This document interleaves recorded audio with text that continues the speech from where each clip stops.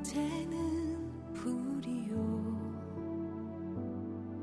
그의 아름다움은 들의 꽃과 같으니 불은 마르고 꽃은 시드나 우리 하나님의 말씀은 영원히 서리.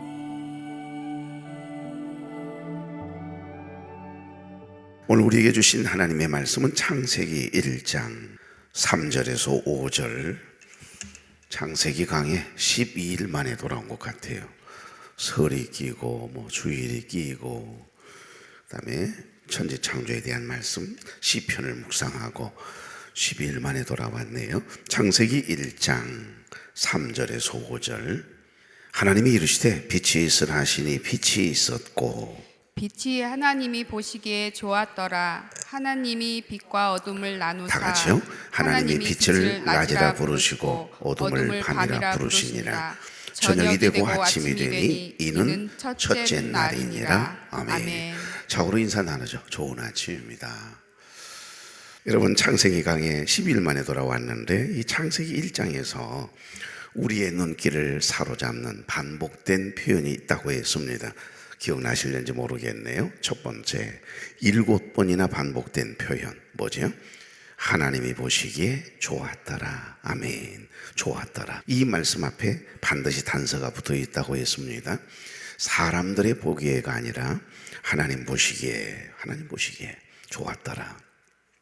여러분, 내가 제 아무리 좋게 여겨도 사람들이 아무리 좋게 여긴다 할지라도 하나님 보시기에 좋지 아니하시면 그것은 좋지 않는 거예요. 그것은 결코 좋은 것이 될 수가 없습니다. 하나님이 우리를 판단하시는 기준은 우리가 행한 그 일이 우리의 삶의 발걸음이 우리의 말과 행함이 여호와 보시기에 좋은가 아닌가 임을 보여주는 대목이 바로 하나님이 보시기에 좋았더라 이죠. 두 번째는 저녁이 되고 아침이 되니였습니다. 여러분, 5절 하반절에 저녁이 되고 아침이 되니 이는 첫째 날이니라. 8절, 13절, 19절, 23절에도 계속해서 저녁이 되고 아침이 되니 31절에도 하나님이 지으신 그 모든 것을 보시기에 심히 좋았더라. 저녁이 되고 아침이 되니라고 하는 이 표현은 창세기 1장에만 계속해서 반복되고 있는 그런 표현이거든요. 이 1장에만 모두 하나님이 이 세상을 창조하시는 과정을 설명하는 문맥에서 이 구절은 창조의 각 날의 끝을 나타내는 마무리 문구로 사용되고 있다라고 하는 겁니다. 저녁이 되고 아침이 되니 첫째 날이니라. 저녁이 되고 아침이 되니 둘째 날이니라. 여섯째 날까지 쫙 가잖아요. 유대인들의 이 시간 개념, 하루의 시작이 저녁부터라고 하는 말씀 기억나시죠? 그러니까 저녁과 아침이라고 하는 이 표현은 시간의 순서를 설정하고 하나님이 창조 사역을 아주 구체적으로 계획적으로 오랫동안 계획하신 거예요. 갑작스럽게 이루시는 것이 아니고. 그러니까 우리 인생 또한 마찬가지입니다. 우리 인생의 과거, 현재, 미래 하나님의 계획 안에 있음을 믿습니까? 우리는 때로는 순간 일을 해나가는 일들이 있지만 하나님의 계획 안에 있는 거예요. 쉽게 말하면 우리의 모든 인생, 내 자녀들의 모든 삶, 또 우리 교회의 모든 과거, 현재, 미래, 이 모든 건 하나님의 손에 있는 거죠. 그래서 하나님의 손에 붙들림 받으면 행복한 겁니다. 염려할 것도 없어요. 그러니까 저녁이 되고 아침이 되는 이 창조의 하루는 단순히 어떤 시간의 흐름을 의미하는 것뿐 아니라 하나님의 계획하신 창조의 과정을 아주 단계적으로 이루어 나가심을 당신이 계획하시는 대로, 뜻하시는 대로 이루어가고 있다라고 하는 것을 말씀해 주는 거죠. 여러분, 저녁은 우리가 영적으로 분석을 한다면 어둠을 상징할 때 저녁이 다 나쁜 것만은 아닙니다. 고난이 유익이라는 말이 있는 것처럼 우리에게 다가오는 원치 않는, 내가 죄 지은 적도 없는데, 내가 특별히 잘못한 것도 없는데 고난의 바람이 불 때가 있잖아요. 인생의 어두운 밤이 찾아올 때가 있지 않습니까? 없습니까? 하나님, 내가 뭘 잘못했습니까? 내가 깨닫지 못한 죄가 있습니까? 내가 만약에 깨닫지 못하고 있는 것이 있다면 깨닫게 해주세요라고 막 하나님 앞에 기도하면서 뭘 잘못했지?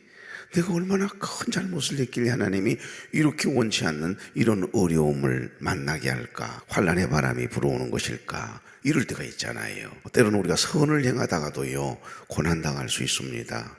나보다는 남을 생각하고 하나님을 생각하면서 살아가려고 애를 쓰는데, 믿음으로 살아가려고 하는데, 이렇게 아침 온동소란에 새벽을 깨우고 아침에 일찍 첫 시간을 하나님께 드림으로 기도함으로 하루하루의 삶을 살아가려고 하는데 어려움이 올 때가 있을까요? 없을까요? 우리가 선을 행하다가도 믿음으로 살아가려고 애를 쓰는데도 가끔 하나님의 계획, 하나님의 섭리 가운데 고난의 바람을 후 하고 불어올 때가 있으세요. 때로는 그 고난을 통해서 우리의 앞길을 내가 뜻하는 대로 가려고 하는 그 길을 막으실 수도 있고, 때로는 전혀 예상하지 못했던 길로 우리를 인도하시기도 하시고 그러거든요. 주일날 큰아들 휘포모네라고 하는 단어 설명드렸죠. 인내라고 하는 단어거든요. 휘포모네, 헬라어로. 그러니까 이 인내는 소극적인 의미는 이를 악물고 참아내는 거예요. 참자, 내가 참아야지 어쩔 거야, 참자. 그러면서 참으실 때 있잖아요. 이건 소극적인 의미의 인내입니다. 그런데 적극적인 의미의 인내는요, 전진이에요. 내가 참아내면, 끝까지 참아내면 주님을 생각함으로 부끄러움을 개의치 아니하시고 발가벗긴 모습으로, 죄가 없으신 분이 십자가에 나를 되시나요? 십자가에 못 박혀 죽으시기까지 참아내셨던 우리 주님처럼 끝까지 참아내면 전진하는 거예요. 그러니까 참고 견뎌내면, 주님을 생각하면서 견뎌내면, 여러분이 죄 때문에 고난이 온 것이 아니라면, 내가 믿음을 지키려고 하다가 하나님의 뜻대로 살아보려고 하다가 어떤 어려움이 왔을 때는, 그런 저녁이 왔을 때는 그 어둠이 결국 우리를 빛으로 인도하는, 합력하여 선이 되도록 하신 하나님의 섭리가 있음을 믿으십시오. 오늘 여기 저녁은 어둠을 상징한다면 아침은 빛으로 상징되는 것이니까, 하나님의 창조는 창조 이전의 상태 한번 생각해 보세요. 혼돈과 공허와 흑암이죠. 기억나시죠? 이 혼돈과 공허와 흑암에서 빛을 창조하시는 순간 빛이 있어라 하심에 빛이 있었고, 아주 간단한 이야기인 것처럼 보이지만 하나님의 말씀으로 빛을 창조하시는 순간 창조 이전의 상태는 무질서했거든요. 혼돈이란 말은 무질서니까요. 공허, 텅 비었어요. 아무것도 없는 상태, 칠흑같이 어두운, 빛은 한 번도 경험해 본 적이 없는 흑암이었다고 하지 않았습니까? 우리 마음이 가끔 그럴 때가 있어요. 혼돈에 빠질 때가 있고 공허함으로, 어둠으로 확 덮일 때가 있잖아요. 그때 여러분 가만히 계시지 말고 하나님의 자녀된 저와 여러분에게는 이 입술에 권세가 있음을 믿으십시오. 저희 고등학교 선생님, 교장 선생님 하시다가 이제 은퇴를 하셨는데, 선생님이 이상해요. 은혜를 받고 나서 불교 신자였거든요. 제 고등학교 때는 불교 신자였어요. 장로님이 되셨고 교회를 나오게 되셨습니다만은 빛이 있으라 그러는 거예요. 빛이 있으라. 꼭 인사를 그렇게 하세요. 옆 사람에게 한번 해볼까요? 빛이 있으라. 예, 빛이 있으라. 선포하기 시작해요.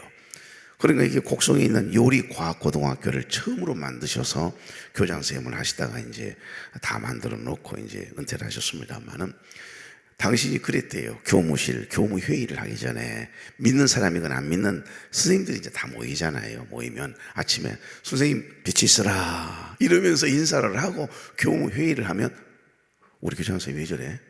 그러면서 다들 두리번 했다고 그래요. 이제 학생들이 전국에서 몰려와가지고 아침에 일찍 등교를 할 때 정문에 딱 서서, 키 완전히 크거든요. 서울대학교 출신이에요. 키도 크고 핸섬하고. 근데 이 양반이 등교하는 학생들 한 명 한 명에게 선포하는 거예요. 빛이 있으라. 그러면 킥킥킥 대면서 애들이 이제 처음에는 막 부끄러워서 선생님 왜 저래? 교장 선생님 왜 저러지? 막 웃고 비웃고 이러다가 뭐 하루 이틀이 아니고 계속 그러거든요. 일주일 내내. 처음 학교를 이제 만들었으니까 전국에 있는 아이들이 이제 모여들었을 거 아니에요. 기숙사도 있고 하니까. 저도 이제 한번 가서 찬양을 해줬던 적이 있어요. 그 학교에 가서 말이에요. 그랬더니 등교할 때마다 얘들 한 명 한 명 올 때마다 빛이 있으라. 영주야, 빛이 있으라. 이제 이게 유행이 돼가지고 교장 선생님만 보면 애들이 교장 선생님 빛이 있으라, 빛이 있으라 이러면서 놀려대기 시작하더래요. 그런데 여러분, 밝아지기 시작했다. 빛을 선포했더니 세상에 학교의 분위기가 달라지고 아이들이 우중충해가지고 막 인상을 쓰고 등교하던 애들이 교장 선생님이 세상에 총문에서 가지고 빛이 있으라, 은순아 빛이 있으라, 단예야 빛이 있으라 이러니까 처음에는 킥킥대던 애들이 이제 교장 선생님을 만나면 자기들이 먼저 빛이 있으라 교장 선생님 이러면서 인사를 하기 시작해가 학교의 분위기가 완전히 밝아졌다라고 하는 간증을 하더라고요. 여러분, 빛을 선포하십시오. 우리 입술에 권세가 있습니다. 그러니까 우리 하나님께서 빛이 있으라 하심에 빛이 있었고 빛을 창조하는 순간부터 질서와 생명을 가져온다라고 하는 메시지를 담고 있는 내용이 이 빛이 있으랍니다. 그래서 일부 신학자들은 저녁이 되고 아침이 된 일을 인간의 삶의 여정을 상징적으로 보여주고 있다 해석하기도 하지요. 고로 이를 통해서 하나님의 창조 행위는 단순한 물리적인 사건이 아니라 인간의 삶과 구원이라고 하는 메시지를 포함하고 있음을 우리에게 말씀합니다. 자, 세 번째 특별히 반복되는 구절이 뭐였죠? 하나님이 이르시되, 하나님이 가라사대 옛날에는 그랬죠. 창세기 1장에만 나오는 표현이죠. 하나님의 말씀 속에는 우리를 향한 하나님의 약속이 담겨 있습니다. 이 하나님의 약속이 담겨 있는 게 성경이고요. 12,500여 가지의 수많은 하나님의 약속이 담겨 있거든요. 그 약속 딱 붙들고 기도하는 거예요. 이럴 때는 성경에 이렇게 말씀하셨지.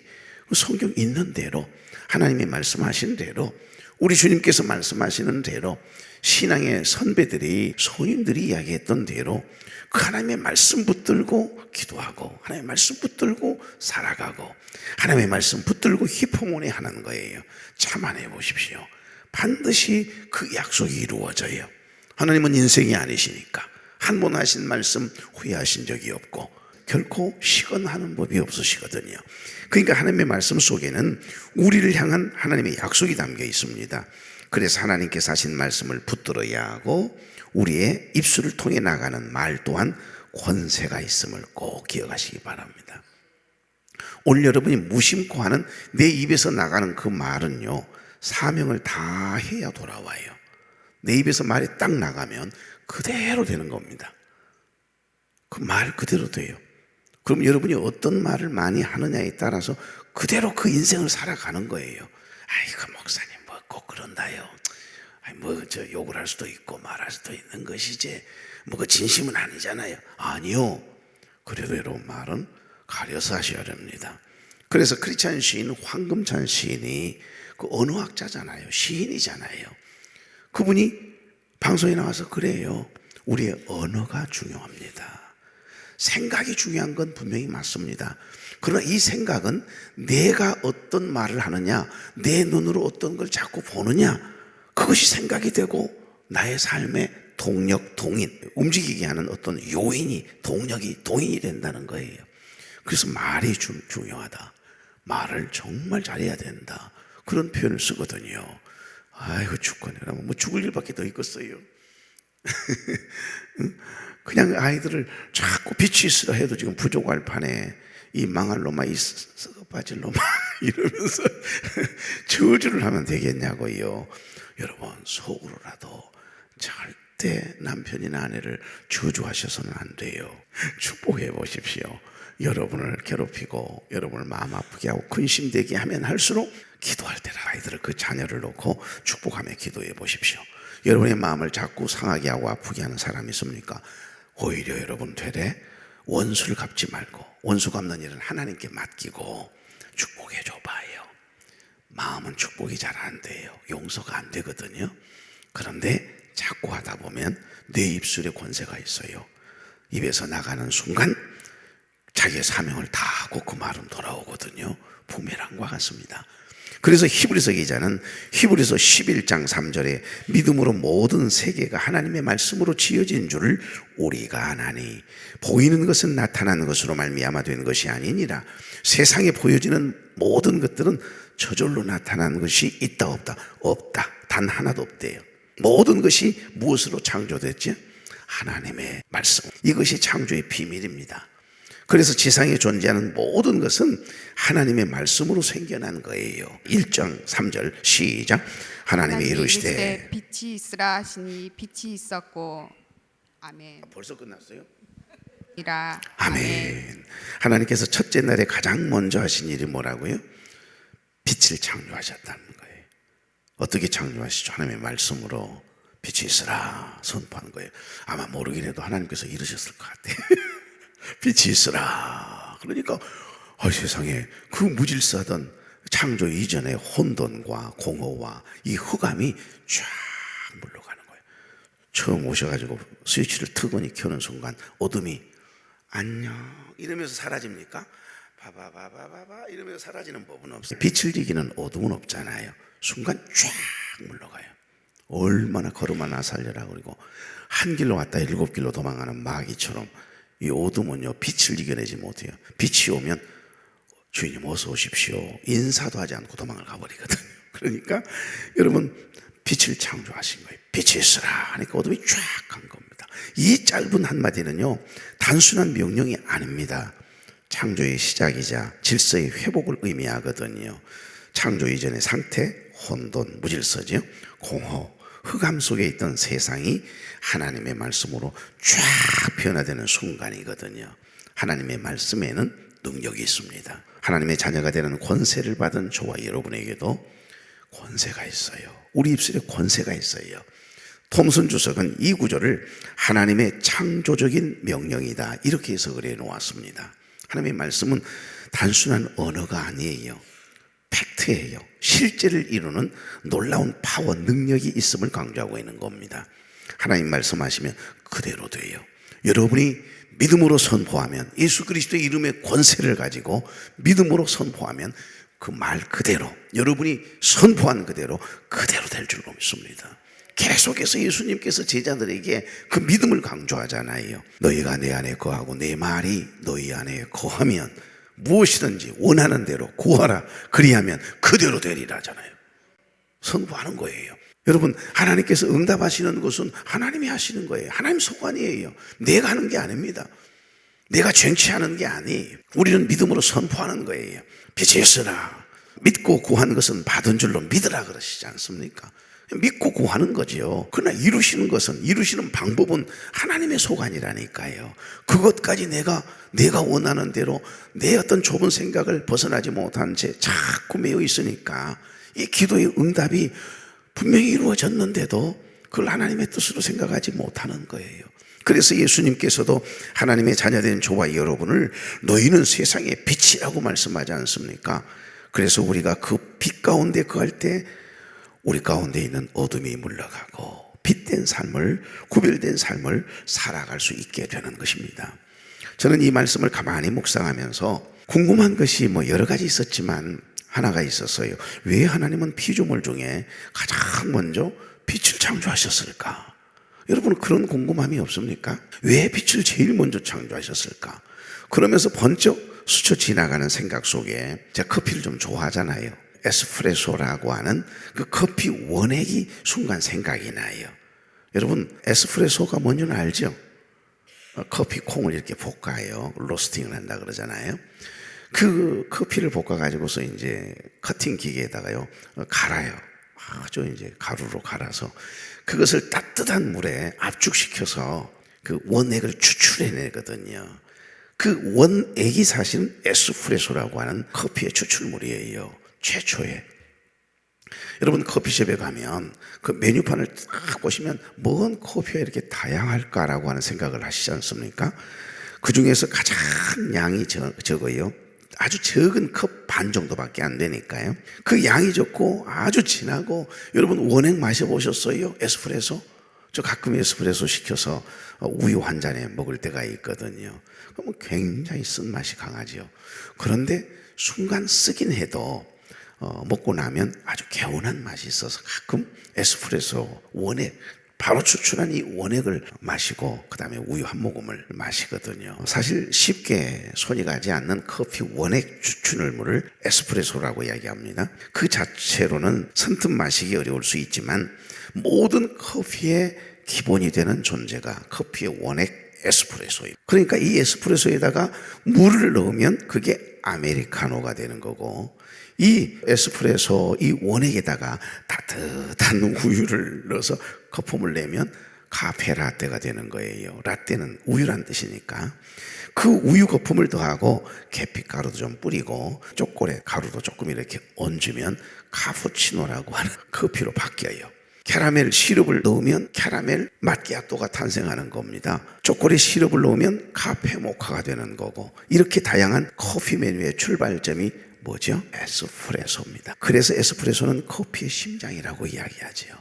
그래서 저는 맞다, 가만히 성경을 묵상하다 말고, 그래, 빛은 에스프레소와 같은 거구나. 그래서 하나님이 빛을 제일 먼저 창조하셨나 보구나, 이런 생각이 순간 스쳐 지나가더라고요. 하나님이 창조하신 모든 피조물의 심장, 그게 빛입니다. 빛이 없이는요 아무것도 안 돼요. 그래서 빛을 제일 먼저 창조하셨구나라고 하는 생각이 들던데요, 빛은 모든 피조물들과 뗄래야 뗄 수 없어요. 연관이 다 있습니다. 그리고 빛은 생명 그 자체거든요. 하물며 우리의 입술과 마음에도 빛이 있어요. 그래서 빛이 있으라, 빛이 있으라 선포한다는 것 자체가요, 여러분, 우리 눈에 보이지 않지만은 놀랍게도 그 빛이 어둠을 밀어내는 놀라운 능력이 있고요, 내 안에 근심과 두려움과 걱정이 가득하던 내 마음에 빛이 있으라, 예수 그리스도의 이름으로 명하노니 빛이 있으라, 빛이 있으라 이러면서 자녀들을 향해서, 잠자고 있는 얘들에게 오늘은 가셔가지고요, 딸을 보고 빛이 있으라 이러면서 한번 선포해봐요. 어둠이 떠나갈 거요. 여러분 마음 안에 아들 때문에 걱정했는데, 그 일 때문에 걱정했는데 빛이 있으라 그러고 나면 마음이 밝아질걸요. 오늘 여기까지 하십시다. 안 되겠어. 가셔서 부지런히 자녀들에게, 남편들에게, 어이 당신 미쳤는가 그러더라도 빛이 있으라, 빛이 있으라 선포해 보시게요. 내 마음에도 어둠이 찾아온 것 같다, 뭔가 좀 답답해지고 무거운 마음이 있다 그러면 내 마음을 향해서도 빛이 있으라 이놈아, 빛이 있으라 이놈아 이러면서 선포하면서 오늘 살아보시게요. 빛은 모든 피조물과 연관되어 있어요. 한번 빛을 생각하시면서 마지막 창조, 여섯째 날 인간을 창조하시기까지 빛 없이 존재할 수 있는 피조물이 있는가 봐봐요. 빛은 다른 드러나지 않는 것을 다 드러나게 하거든요. 이 빛의 사명이거든요. 너희는 빛이니 너희는 소금이니, 그 주님께서 우리에게 주신 소금과 빛의 사명을 잘 감당해내면 오늘 이 하루의 삶이 빛이 나고 보람이 있고 소풍처럼 행복해질 줄로 믿습니다. 좋으신 하나님, 힘들고 어려운 아침이지만은 너무너무 아름다운 세상에 내린 이 하얀 눈을 바라보며 하나님 첫 시간 하나님께 드리기 위해서 발걸음을 뗀 사랑하는 종들이 여기에 있습니다. 하나님의 말씀은 살아있고 활력이 있어 좌우에 날선 어떤 건보다도 예리하여 혼과 영과 및 관절과 골수를 찔러 쪼개기까지 하며 또 마음의 생각과 뜻을 판단하심을 믿습니다. 빛의 자녀답게 어둠을 멀리하고 진리 안에서 행하며 살아가게 하시고, 하나님이 주신 입술의 권세를 가지고 빛이 있으라 빛을 선포하고, 우리의 삶을 통해서 빛을 선포하고, 하나님의 말씀을 삶을 통하여 선포함이 있는 빛이 나는 삶이 되도록 오늘 이 하루 친히 동행해 주시옵소서. 예수 그리스도의 이름으로 축복하며 기도하옵나이다. 아멘. 일어나라 빛을 발하라. 이는 내 빛이 이르렀고 여호와의 영광이 내 위에 임하였음이니라. 보라, 어두움이 땅을 덮을 것이며 캄캄함이 만민을 가리우려니와 오직 여호와께서 내 위에 임하실 것이며 그 영광이 내 위에 나타나리니 열방은 내 빛으로 열왕은 비치는 내 광명으로 나아오리라.